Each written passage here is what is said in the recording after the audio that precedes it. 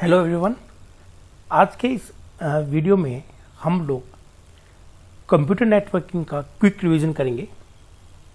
जो हमने previous lecture में पढ़ा है, कंप्यूटर नेटवर्किंग क्या होता है, ये किस तरह से डेवलप की जाती है और उसकी क्या प्रोटोकॉल्स एंड क्या उसके एडवांटेज डिसएडवांटेज हैं और उसको किस तरह से बनाएंगे। तो वो सारी जो चीज़ है अभी जो हमने पढ़ी है उसको आज हम लोग एक छोटा सा रिवीजन कर रहे हैं। तो स्टार्ट करते हैं इस रिवीजन को। सबसे पहले हम लोग बात करते हैं कंप्यूटर कम्युनिकेशंस की। ये जो कंप्यूटर कम्युनिकेशंस है ये बिल्कुल ह्यूमन कम्युनिकेशन की जैसा ही होता है। जिस तरह से ह्यूमन जब कम्युनिकेशन करता है तो कम्युनिकेशन के लिए we require at least 2 human. Yes, similarly जब हम लोग कंप्यूटर कम्युनिकेशंस करते हैं तो वी रिक्वायर एटलीस्ट 2 कंप्यूटर। जो कम्युनिकेशन करेगा that computer is called as sender and another one that receive the message is called as receiver. तो communications के लिए we require at least 2 computer. Now communication के लिए we have to connect this computer with a media or medium. ये जो media और medium है that can be a wireless connection or wired connections. Correct? So when we connect these 2 computer via medium, it become a networks. जब ये network बन जाता है then sender और रिसीवर आपस में कम्युनिकेट करेंगे। कैसे कम्युनिकेट करते हैं? Sender will send some message to receiver. ये जो मैसेज है इसको हम लोग डेटा भी बोलते हैं। करेक्ट है? तो इसी वजह से इस मॉडल को कंप्यूटर कम्युनिकेशन के साथ साथ हम डेटा कम्युनिकेशन भी कहते हैं। हम लोग कंप्यूटर कम्युनिकेशन भी कह सकते हैं और डेटा कम्युनिकेशन भी कह सकते हैं।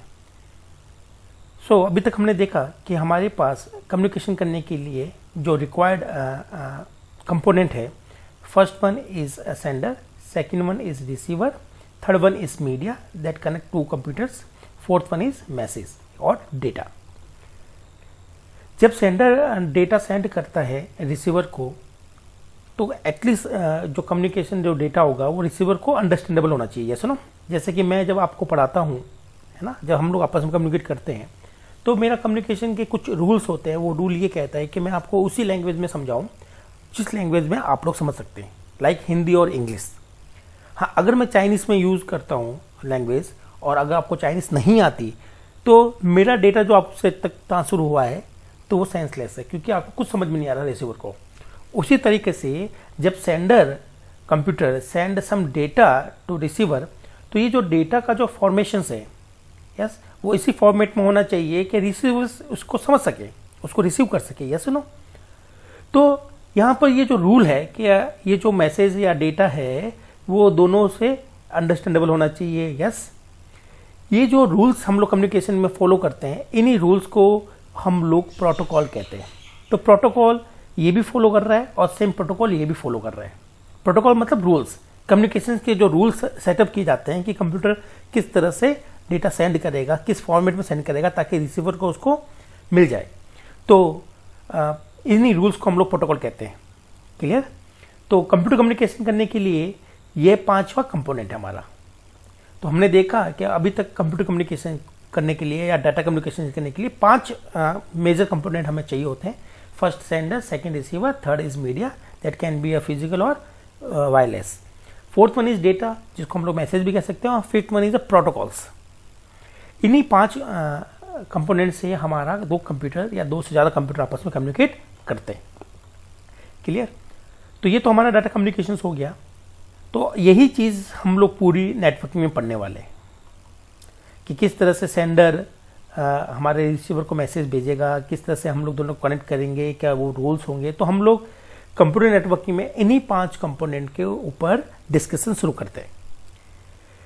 नाउ अब हम आगे बढ़ते हैं और देखते हैं कि हमारे पास ये जो 5 कंपोनेंट है, ठीक है, वो क्विकली इसको एक बार रिवाइज कर लेते हैं हम लोग।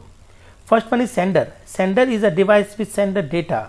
Yes, it must be a computer, or computer can be in form of telephone, video camera, any electronic device. Yes. Receiver, a device which receives the data it can be a computer, telephone, video camera और any other device like server etcetera. Medium जो हम लोग बात करते हैं medium की, तो medium दोनों सेंडर और रिसीवर को कनेक्ट करता है। It can be a physical, ये वायर भी हो सकता है और वायरलेस मीडिया भी हो सकता है, जैसे कि वाईफाई, ब्लूटूथ एक्सेट्रा।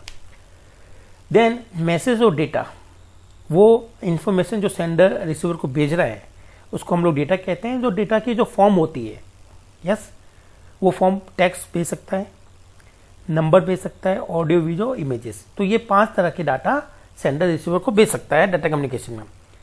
तो ये 5 तरह का जो डाटा जब हम लोग सेंड करते हैं रिसीवर को एक कंप्यूटर द्वारा, तो ये पांचों डेटा पहले कन्वर्ट किए जाते हैं बाइनरीज में, फिर उस बाइनरी से हम लोग जनरेट करते हैं सम सिग्नल्स, इलेक्ट्रिकल और ऑप्टिकल। वो सिग्नल रिसीवर के पास जाएंगे, देन रिसीवर उनको गेट करेगा, उसको वापस कन्वर्ट करेगा एक पर्टिकुलर फॉर्मेट, हो सकता है टेक्स्ट में कन्वर्ट कर दे, नंबर में, जिस तरह का डाटा होगा उस तरह का।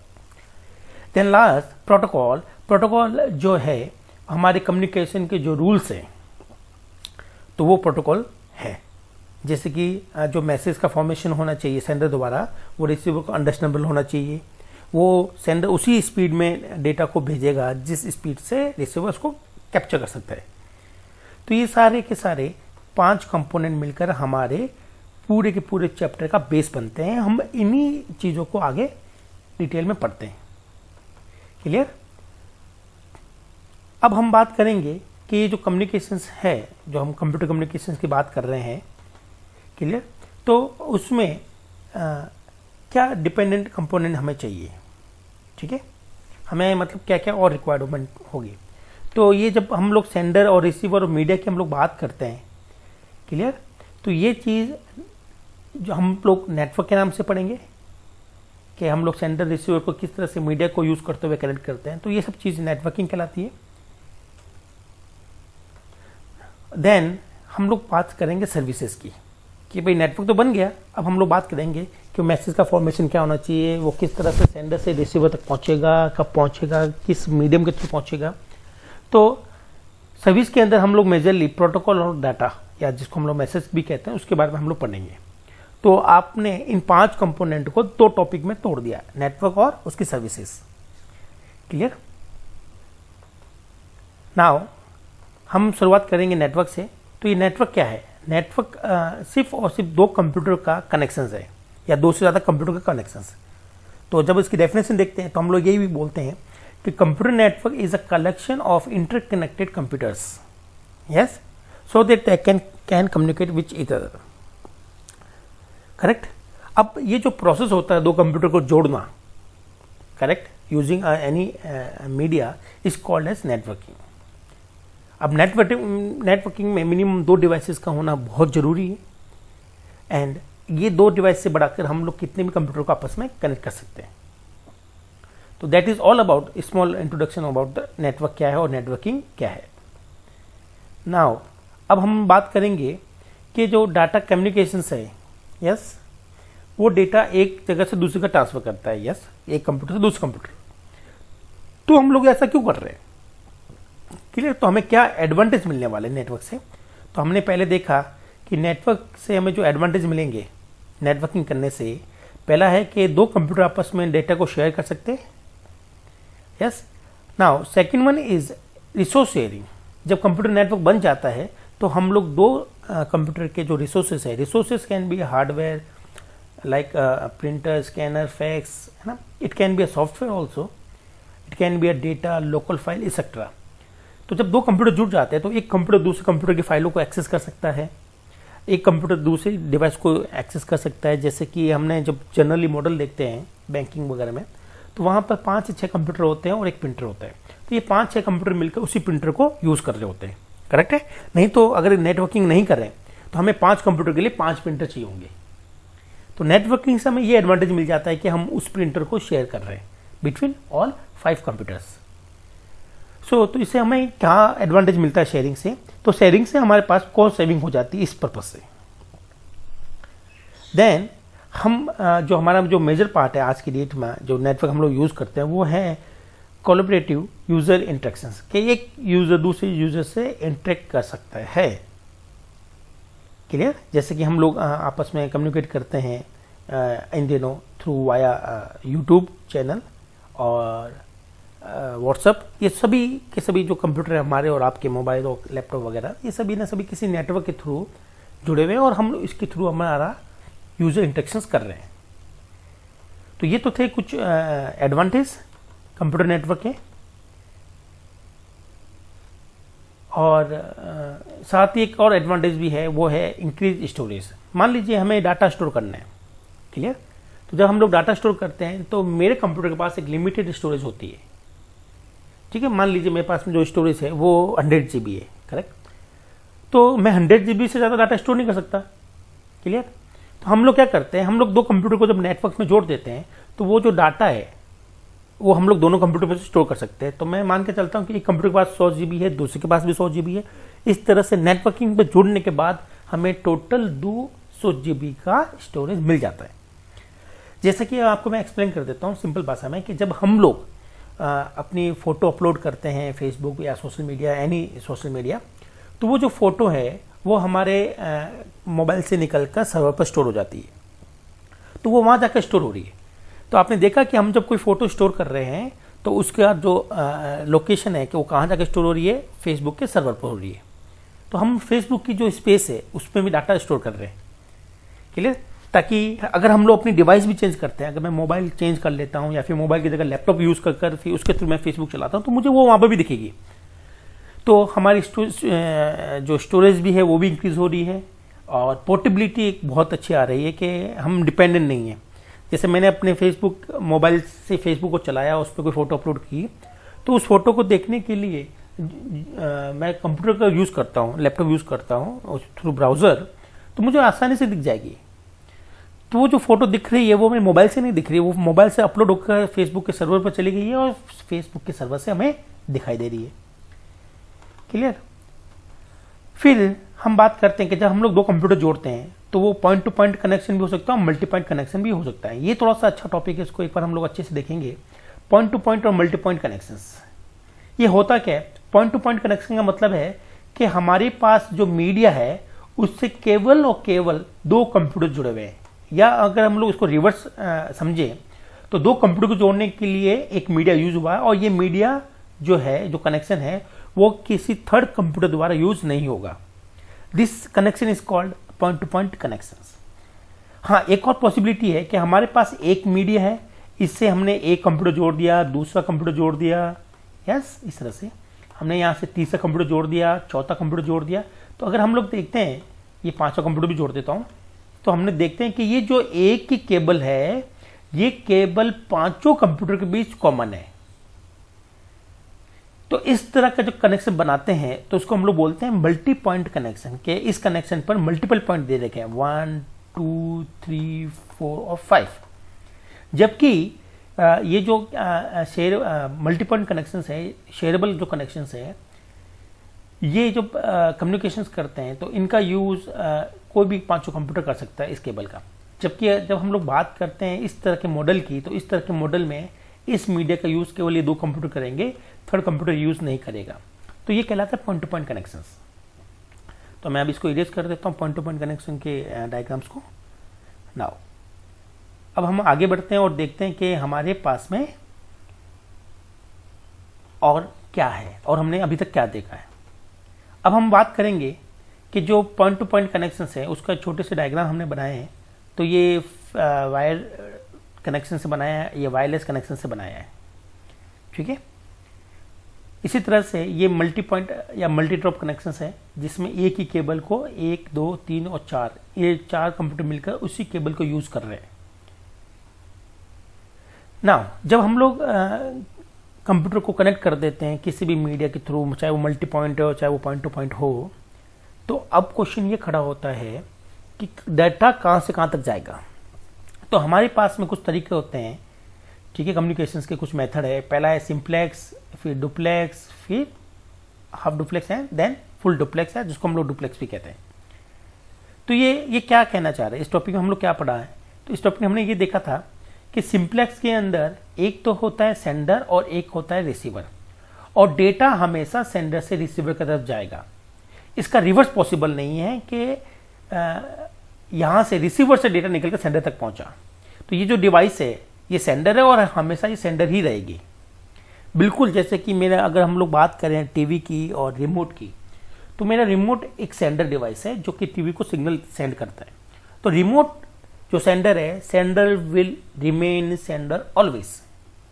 जबकि हम लोग बात करें टीवी की, तो TV always receive signal from remote. So ऐसे कोई भी जहां सेंडर हमेशा सेंडर ही रहता है, वो हमेशा डाटा भेजेगा और रिसीवर हमेशा रिसीवर रहेगा, वो डिवाइस कभी भी सेंडर नहीं बन सकती। तो इस तरीके के मेथड को हम लोग क्या बोलते हैं, सिंप्लेक्स। सॉरी। हाफ डुप्लेक्स में क्या है, ये बिल्कुल वैसे ही है, लेकिन इसमें थोड़ा सा एडवांटेज ये है कि कोई भी डिवाइस सेंडर भी हो सकती है और रिसीवर भी हो सकती है। जैसे मान लीजिए किसी पर्टिकुलर टाइम में ये बन गई सेंडर, तो इसने डेटा सेंड कर दिया और ये बन गई रिसीवर। ठीक है, तो डाटा यहां से सेंड होकर यहां से रिसीव हो गया। अब अगर ये डिवाइस सेंडर बनती है, सेकंड डिवाइस सेंडर बनती है, तो ये डाटा भेजेगी इसको और ये डाटा मिलेगा इसको, ये बन जाएगा रिसीवर। लेकिन इसमें कंडीशन ये है कि जब ये डिवाइस सेंडर है, जब ये डाटा सेंड कर रही है, तब ये रिसीव नहीं कर सकती। यस, तो जैसे ही इस सेंडर ने डेटा पूरा सेंड कर दिया, अब इसको सेंड नहीं करना है, देन ये जो डिवाइस है ये सेंडर बन जाएगी और ये डेटा सेंड करेगी। तो एक्चुअली में ये भी वन वे ही है, टू वे नहीं है, क्योंकि एक समय में तो डाटा एक ही डायरेक्शन में जा रहा है। तो हम लोग कहते हैं कि T1 टाइम में डेटा यहां से यहां तक जा रहा है। जब T1 टाइम चल रहा था तब डेटा यहां से यहां तक नहीं जा सकता। अगर डेटा यहां से यहां तक जा रहा है तो वो कोई अलग ही टाइम होगा, T2। यस, ये भी एक वन वे रास्ता है, लाइक अ सिंप्लेक्स। अब हम बात करते हैं फुल डुप्लेक्स की। तो फुल डुप्लेक्स जो है, जिसको हम लोग सिंपली डुप्लेक्स भी कहते हैं, ये सिमिलर है हमारे हाफ डुप्लेक्स के जैसे, बट इसमें दो डिवाइसेस, जैसे कि ये फर्स्ट डिवाइस सेंडर है और ये रिसीवर है। तो इसमें ये जो सेंडर डिवाइस है ये सेंड करती है डेटा, और उसी समय जब ये डेटा सेंड कर रही है तभी ये रिसीवर भी बन सकता है और डाटा रिसीव भी कर सकता है, लाइक इंटरनेट और टेलीफोन। तो टेलीफोन पे जब मैं बोल रहा हूँ, यस, जब हम लोग बोल रहे हैं, तो सेकंड पार्टी भी उसमें उसी समय बोल सकती है। तो ये फुल डुप्लेक्स मेथड होता है। जैसे हम लोग मोबाइल में देखते हैं डेटा अपलोड करते समय, तो क्या अपलोड भी हो रहा है और डाउनलोड भी, दोनों एक साथ ही हो रहे हैं। तो जब ऐसा कोई हमें मॉडल दिखता है तो उसको हम लोग फुल डुप्लेक्स कहते हैं। तो अभी तक हमने देख लिया कि किस तरह से होता है। अब हम लोग बात कर लेते हैं, क्विक रिवीजन कर लेते हैं मीडिया का। ये जो मीडिया है ये हमारा गाइडेड बोले तो वायर और वायरलेस हो सकता है। वायर मीडिया भी हमने बहुत से देखे हैं कि पहला तो हो सकता है ट्विस्टेड केबल, जिसमें डेटा को ट्रांसफर करते हैं, और ये इसका यूज हम लोग करते हैं शॉर्टर डिस्टेंस के लिए, ज़्यादा बड़ी डिस्टेंस के लिए इसको यूज नहीं करेंगे। इसके दो होते हैं type, UTP and STP. UTP मतलब अनसील्ड, जिसमें सील्ड ना हो, और एसटीपी जिसके ऊपर एक्स्ट्रा सील्ड हो, ताकि बाहर से जो सिग्नल आ रहा है, जिसको हम लोग नॉइस बोलते हैं, वो हमारे सिग्नल को डिस्टर्ब ना करे। ठीक है, देन हमने बात करेंगे कोएक्सियल केबल है। जनरली ये जो केबल होती है ये ट्विस्टेड पेयर से ज़्यादा बेटर होती है, ये लंबी डिस्टेंस को कवर करती है और बड़े नेटवर्क को बनाने काम आती है, ऑलमोस्ट एक सिटी तक। तो हमारे जो घरों में जो लोकल डिस्क केबल आती है, तो वो डिस्क केबल के लिए वो इसी केबल का यूज़ करते हैं। तो इसकी स्पीड भी अच्छी है, लॉन्ग डिस्टेंस भी कवर करती है, गुड वन है। देन सबसे बेस्ट मीडिया है ऑप्टिकल फाइबर। ऑप्टिकल फाइबर बहुत लंबी होती है, ये लाखों करोड़ों मीटर तक फैली हो सकती है, ये दो कंट्री को कनेक्ट करती है, तो ये एरिया बहुत ज़्यादा कवर करती है। ऐसा क्यों करते हैं? क्योंकि इसमें जो सिग्नल होते हैं कोएक्सियल में और ट्विस्टेड में, वो दोनों सिग्नल होते हैं इलेक्ट्रिकल, और इलेक्ट्रिकल सिग्नल को डिस्टर्बेंस बहुत होता है जब वो ट्रेवल करते हैं, दूसरे सिग्नल्स को डिस्टर्ब करते हैं, नॉइज जिसको हम लोग बोलते हैं। ऑप्टिकल फाइबर के थ्रू जब सिग्नल को ट्रांसफर करते हैं तो वो सिग्नल लाइट की फॉर्म में ट्रांसफर होता है, और लाइट की स्पीड इलेक्ट्रिसिटी की स्पीड से ज़्यादा होती है, तो स्पीड भी आपको अच्छी मिल रही है, और ऑप्टिकल सिग्नल में नॉइस आने के चांसेस बिल्कुल ऑलमोस्ट जीरो है, तो आपका डाटा भी डिस्ट्रॉय नहीं हो रहा है। इसी वजह से ऑप्टिकल केबल को हम लोग बहुत लंबी दूरी के लिए यूज़ कर सकते हैं। हाँ, शॉर्टर डिस्टेंस के लिए भी यूज़ कर सकते हैं, लेकिन ये बहुत कॉस्टली होती है। तो जनरली जहाँ हमारा काम ट्विस्टेड से चल जाता है वहाँ हम लोग ट्विस्टेड लगाते हैं, और जहाँ हमारा काम कोएक्सियल से चलता है वहाँ कोएक्सियल लगाते हैं, और जहाँ हमारा काम ऑप्टिकल हमें रिक्वायरमेंट है तो ऑप्टिकल लगाते हैं। तो अभी जो मार्केट में हमारे पास में जो 4G चल रहे हैं जियो के और एयरटेल वगैरह के, तो इसके जो टावर है ना, तो दो टावर को कनेक्ट करने के लिए जो केबल्स है वो ऑप्टिकल है, ताकि हमें अच्छी स्पीड मिले। अगर वही मैं ट्विस्टेड है कोएक्सियल डाल दूँ तो हमें 4G की जो स्पीड है वो 4G नहीं रहेगा, तो हाफ जी हो जाएगा, 1 GB नहीं रहेगा। तो ये क्विक उसका एक डिस्क्रिप्शन है ऑल मीडिया का कि किस तरह से आपस में एक दूसरे से अलग है और किस तरह से इनकी स्पीड का फ़र्क पड़ता है, डिस्टेंस का फ़र्क पड़ता है। यस। देन हम लोग बात करते हैं वायरलेस मीडिया की। वायरलेस के अंदर हमारे पास में रेडियो वेव्स होती है, माइक्रोवेव्स होती है, इंफ्रारेड्स जो कि हमारे मोबाइल में होती है, रिमोट वगैरह में इंफ्रारेड यूज़ करते हैं। तो ये सारी की सारी जो लाइट्स है ना, ये जो लाइट्स हैं, इन लाइट का यूज़ करते हैं, इन वायरलेस सिग्नल का हम लोग यूज़ करते हैं। तो ये छोटा सा बैंड है, इट्स नॉट टेक्निकली, हम लोग इसको अभी नहीं करेंगे, it's not big issue. Radio wave का जो हम लोग यूज़ करते हैं, तो रेडियो वेव्स काफ़ी बड़ी होती है और लंबी दूरी ट्रेवल करती है, पूरा सिटी कवर करता है।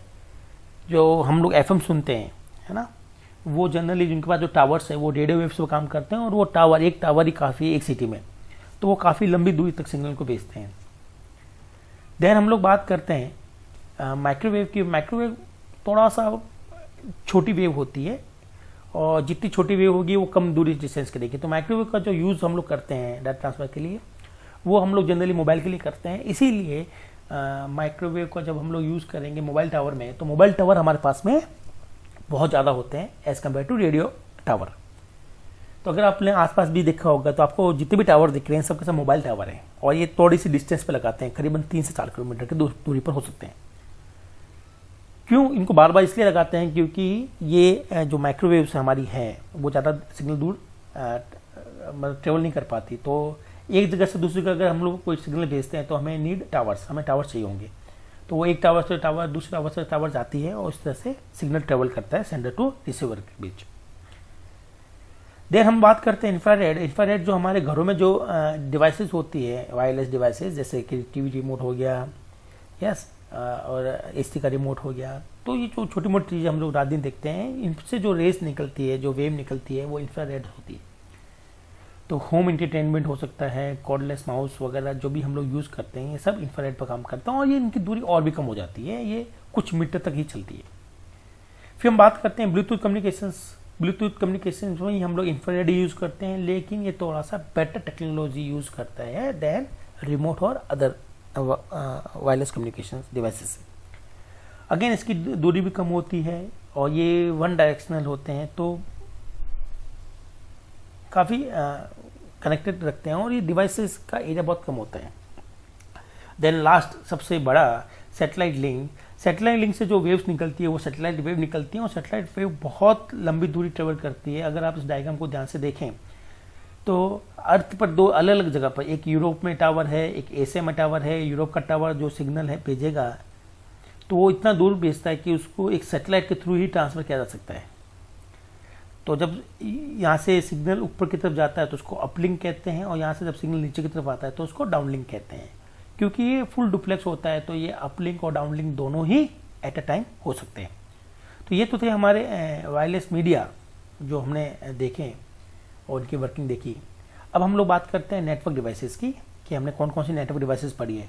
जब दो कंप्यूटर कनेक्ट करते हैं तो उनको कनेक्ट करने के लिए मीडिया तो चाहिए, साथ ही साथ जब दूरी बढ़ जाती है तो हमें कुछ और एडिशनल डिवाइसेस भी लगानी पड़ती है, ठीक है। जिसमें से सबसे नंबर 1 पर आती है एनआईसी कार्ड।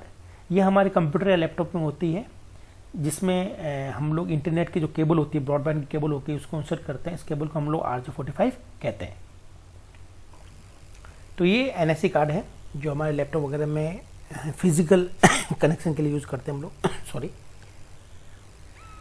हाँ, हम लोग बात करते हैं अगर मोबाइल की, तो मोबाइल में ये चीज़ नहीं होती। तो आप कहेंगे तो मोबाइल में हम लोग फिर किस तरह से कनेक्ट करते हैं। तो मोबाइल जो कनेक्टिविटी यूज़ करता है ना, इसकी जगह एनआईसी की जगह नेटवर्क इंटरफेस कार्ड वो यूज़ करता है वायरलेस टेक्नोलॉजी।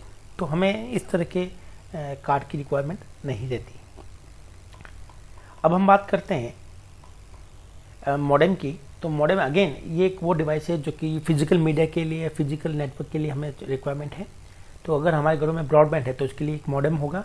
मॉडेम की फुल फॉर्म होती है मॉड्यूलेटर और डीमॉड्यूलेटर। आप इसको थोड़ा सा याद रखेंगे।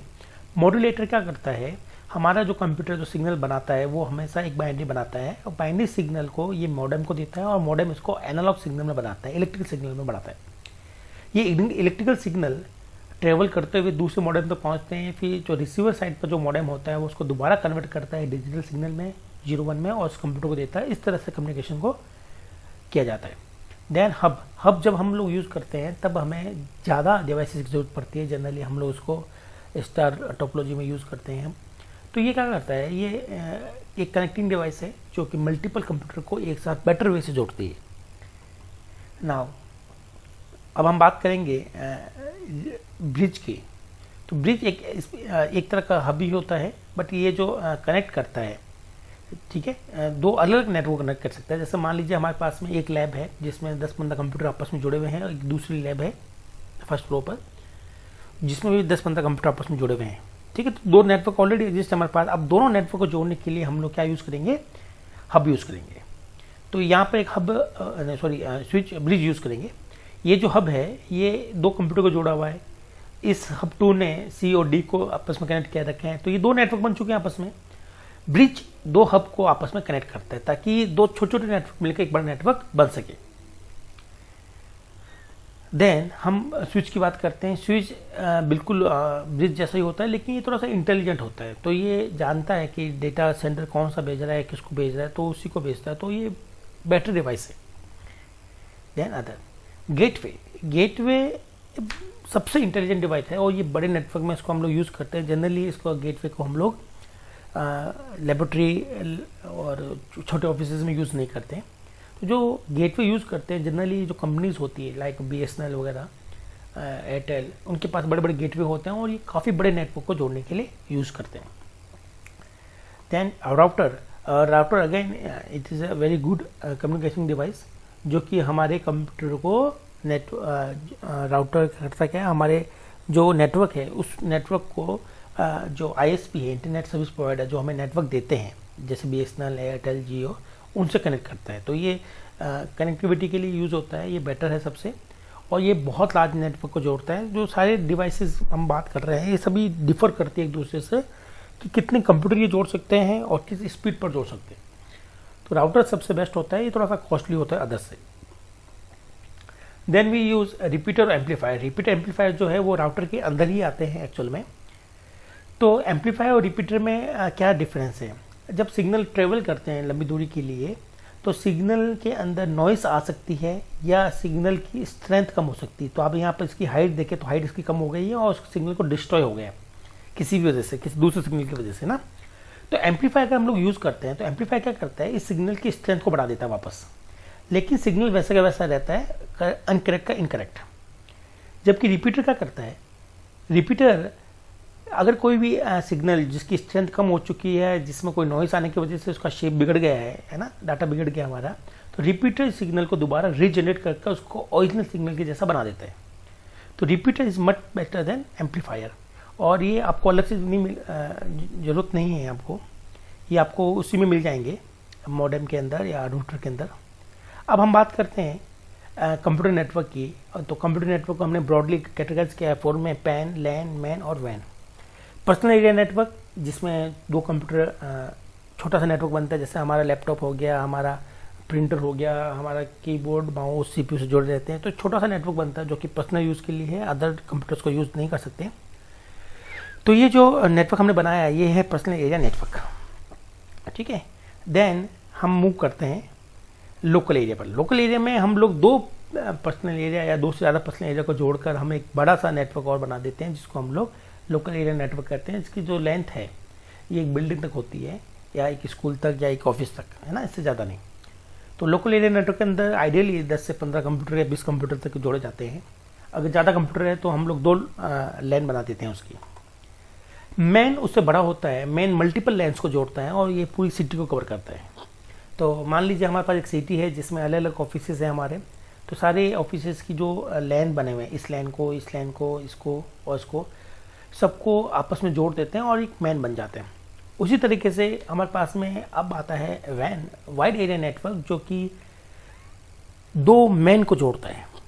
तो वैन ऑलमोस्ट हमारी कंट्री जितना बड़ा हो सकता है, हमारी कंट्री में जितने भी मैन्स है उनको सबको जोड़कर एक बड़ा सा वैन बनाता है, वाइड एरिया नेटवर्क। और ये जियोग्राफिकल एरिया जो उसका बहुत बड़ा हो सकता है, कंट्री से लेकर कॉन्टिनेंटल और ग्लोबल तक हो सकता है, करेक्ट। तो ये 4 तरह के नेटवर्क थे जो हम लोग यूज़ कर रहे थे। अब हम लोग बात करेंगे नेटवर्क टोपोलॉजीज़ की। नेटवर्क टोपोलॉजी का मतलब है कि जब 2 कंप्यूटर या ज़्यादा कंप्यूटर जोड़े जाते हैं तो कनेक्शन का किस तरह से जोड़े जाएंगे, है ना, उनका आर्किटेक्चर कैसा रहेगा, वो एक लीनियर वे में जोड़े जाएंगे या हब से जोड़े जाएंगे, है ना, तो वो टोपोलॉजी कहलाती है।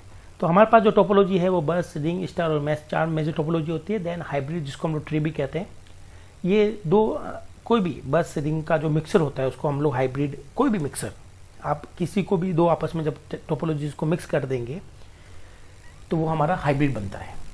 इसको भी हम लोग डिटेल में देखते हैं।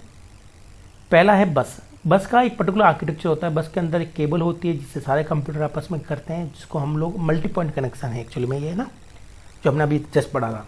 तो ये जो मल्टी पॉइंट कनेक्शन है जो अभी हमने पढ़ा है, तो इस कनेक्शन पर मल्टीपल डिवाइसेस जुड़ी हुई है, वो सभी इसी केबल को यूज़ करती हैं। इससे क्या होता है, थोड़ा सा स्पीड में स्लो होता है। और इसमें अगर ये बैकबोन केबल जो होती है, मेजर केबल, अगर वो डिस्ट्रॉय हो जाए या फिर किसी तरह से फॉल्टी हो जाए तो ये पूरे सिस्टम को डाउन कर देता है। इससे एक बेटर ऑप्शन होता है रिंग टोपोलॉजी। ये बिल्कुल वही बैकबोन केबल है लेकिन ये रिंग की फॉर्म है। इससे क्या मिलता है, हमें इसको स्पीड मिल जाती है। इसमें डेटा दोनों डायरेक्शन में ट्रेवल कर सकता है। क्लियर? तो इसमें स्पीड मिलती है। कैसे मिलती है, एक हम लोग उसको देख लेते हैं। मान लीजिए इस कंप्यूटर को सिग्नल इस कंप्यूटर को देना है, तो सिग्नल पहले इसके पास जाएगा, ये रिजेक्ट करेगा, फिर इसके पास, फिर इसके पास, इसके और इसके, देन इसके पास जाएगा। तो हमारे यहाँ से यहाँ तक सिग्नल जाने में 5 इंटरमीडिएट डिवाइसेस काम में आ गई, है ना। अगर हम लोग बात करते हैं इसकी, तो यहाँ से अगर उसको इस कंप्यूटर को भेजना है तो वो इस तरह से भेजने के बजाय उसको एंटी क्लॉकवाइज भी भेज सकता है। इस तरह से हमें अच्छी स्पीड मिलती है। ये भी एक टोपोलॉजी है। सबसे बेस्ट टोपोलॉजी जो हम लोग जनरली यूज़ करते हैं, वो हमारे लिए काफ़ी किफ़ायती है, अच्छी है, वो है स्टार टोपोलॉजी। स्टार टोपोलॉजी में हम सारी डिवाइसेस को हब से कनेक्ट करते हैं, इससे हमें अच्छी स्पीड भी मिलती है और मल्टीपल डिवाइसेस भी कनेक्ट कर सकते हैं। देन हमारे पास में आती है मैश। मैश सबसे बेस्ट होती है लेकिन काफ़ी कॉस्टली है, इसलिए इसको हम लोग यूज़ नहीं करते हैं। इसमें हर कंप्यूटर दूसरे कंप्यूटर से जुड़ा रहता है और ये जो कंप्यूटर जुड़े हैं आपस में, ये डेडिकेटेड लिंक होता है, उनके बीच पॉइंट टू पॉइंट कनेक्शन होता है। इसलिए जैसे कि मैंने बताया था कि ये जो केबल है, इस केबल का यूज़ केवल ये 2 कंप्यूटर कर सकते हैं, कंप्यूटर ए और कंप्यूटर बी। तो इससे हमें स्पीड भी मिलती है, रिलायबिलिटी भी अच्छी मिलती है, लेकिन कॉस्टली होती है, इसलिए हम लोग उसको फिजिकली इसको यूज़ नहीं करते हैं। तो अगर हम लोग अपने स्कूल की लेबोरेटरी की बात करें तो यहाँ पर जनरली हम लोग बात जो हमने लगाई है या जो लगाते हैं वो जनरली स्टार टोपोलॉजी होती है ना। Then hybrid. हाइब्रिड के बारे में हम लोग ज़्यादा कुछ पढ़ नहीं सकते हैं क्योंकि ये डिपेंड करता है कि आपने इसमें किस 2 टोपोलॉजी को मिक्स किया है। आपने थोड़ा 5-6 कंप्यूटर तो बस से जोड़ दिए, फिर 5-6 कंप्यूटर स्टार से जोड़ दिए, फिर आपस में कनेक्ट कर दिया, तो ये हाइब्रिड हो गया। ओके, अब हम लोग बात करते हैं इंटरनेट की। इंटरनेट का फुल फॉर्म होता है इंटर नेटवर्क। इंटरनेट क्या है? इंटरनेट कुछ नहीं है, जब 2 या 2 से अधिक कंप्यूटर आपस में जुड़ जाते हैं या 2 या 2 से अधिक नेटवर्क जुड़ जाते हैं तो वो इंटरनेट कहलाता है। अगर इसकी डेफिनेशन देखें तो डेफिनेशन बहुत सिंपल है। Internet is called as network of networks. तो हमारे पास एक नेटवर्क है, एक नेटवर्क कहीं और है, जब दोनों नेटवर्क जोड़ते हैं तो वो इंटरनेट बन जाता है। जोड़ने के लिए हम लोग ऑप्टिकल केबल फाइबर का या ऑप्टिकल फाइबर का यूज़ करते हैं या फिर कोएक्सियल का यूज़ करते हैं, वो डिपेंड करता है कि हमारे पास में कितना है। अब हम लोग बात करते हैं इस पोर्शन में, वो है world wide web. World wide web के अंदर हम लोग ये बात करेंगे कि अभी तक हमने सिर्फ नेटवर्क पढ़ लिया कि सेंडर रिसीवर को यूजिंग मीडिया कैसे जोड़ते हैं। Now we will work on the another 2 component of data communication. पहला तो सर्विसेज जो कि और प्रोटोकॉल्स की। तो अब हम लोग बात करेंगे कि जब कंप्यूटर नेटवर्क बन चुका है तो अब डेटा का ट्रांसफ़र कैसे किया जाए। उसको ट्रांसफ़र करने के लिए अब हमें सर्विसेज की जरूरत पड़ेगी। वर्ल्ड वाइड वेब हम लोग जो यूज़ करते हैं, वर्ल्ड वाइड वेब क्या है? यस, तो ये एक सिस्टम है, इंफॉर्मेशन सिस्टम है जो कि हमें अलाउ करता है कि हम लोग, हमारा जो पर्सनल कंप्यूटर है वो सर्वर से किस तरह से जुड़ेगा। वो ये भी बताता है कि सर्वर पर जो भी फाइल्स रहेगी वो किस वे में रहेगी, आप उसको अपने लोकल कंप्यूटर पर कैसे सर्च कर सकते हैं। तो उसका सबसे अच्छा एग्जाम्पल मैं आपको बता देता हूँ, जो हम लोग यूज़ करते हैं ब्राउज़र। तो ये जो ब्राउज़र है हम लोग यूज़ करते हैं, जब हम लोग ब्राउज़र में जाकर किसी भी वेबसाइट का नाम लिखते हैं जिसको हम लोग URL कहते हैं, तो जो नाम लिखा जाता है तो वर्ल्ड वाइड वेब इस नाम को सर्च करता है और पर्टिकुलर कंप्यूटर को आपके कंप्यूटर से कनेक्ट कर देता है। That's simple, it's information system. ठीक है, और इसमें जो टर्मिनोलॉजी हम लोग काम लेते हैं, जो टर्म काम आती है कि इसमें जो डाटा स्टोर रहता है सर्वर साइड पर, वो किस फॉर्म में रहता है, यस किस लैंग्वेज में रहता है, कौन सा प्रोटोकॉल्स वो यूज़ करते हैं। तो जो मेन उसके जो है कॉन्सेप्ट है वो है हाइपरलिंक, है ना। हाइपरलिंक एंड हाइपरटेक्स्ट, देन जो लैंग्वेज यूज़ करते हैं वो HTTP, जिसमें आपने छोटी क्लासेस में उसके बारे में पढ़ा होगा कि किस तरह से वो डॉक्यूमेंट बनाए जाते हैं जो कि वेब पर स्टोर रहते हैं। तो अभी तक यही हमारा टोटल हमने अभी तक पढ़ा है कि किस तरह से डाटा कम्युनिकेशन करते हैं हम लोग, ठीक है। अब आने वाले लेक्चर में इसका जो लास्ट पोर्शन है, कुछ और टर्मिनोलॉजी है, जैसे ईमेल क्या है, ब्राउज़र क्या है, एक्सेट्रा, वो हम लोग करेंगे और हमारा चैप्टर फिनिश हो जाएगा, यूनिट फिनिश हो जाएगी। Then we move for another unit. तो आज के लिए इतना काफ़ी है। अगर आपको कोई भी डाउट हो इसके रिगार्डिंग, हाँ, जनरली जो मेरे पास क्वेरी आई है स्टूडेंट से, बहुत से स्टूडेंट पूछते हैं सर बुक कौन सी लें। तो जो आपको बुक रेफ़र करनी है, तो जो जेन्युइन बुक है वो है NCERT की बुक, जहाँ से पेपर और सिलेबस डिसाइड किया जाता है। अगर वो आपको मार्केट में अवेलेबल नहीं हो किसी वजह से, then you go for Sumita Arora.